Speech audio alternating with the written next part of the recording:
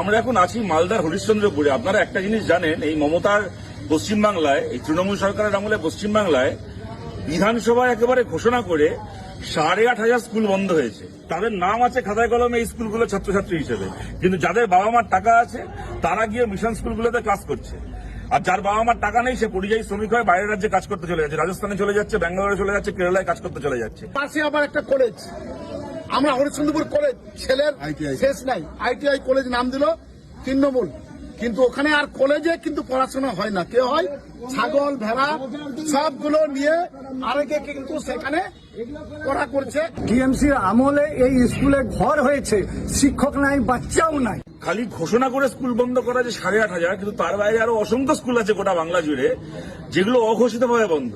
স্কুলে একজন শিক্ষক খাতায় কলমে আছেন, যিনি কিনা শিক্ষক, যিনি কিনা মাইনে পাচ্ছেন এবং পড়াচ্ছেন। তার বাইরে এখানকার রিটায়ার্ড একজন মাস্টারমশাই, তিনি গেস্ট হিসেবে তিনি স্বেচ্ছাশ্রম দিচ্ছেন। যার বাবার টাকা আছে সে পড়াশোনা করবে, যার বাবা মার টাকা নেই সে পরিযায়ী শ্রমিক হয়ে বাইরের রাজ্যে গিয়ে কাজ করবে, আর সেখানে বাংলাদেশি বলে বিজেপির মার খাবে।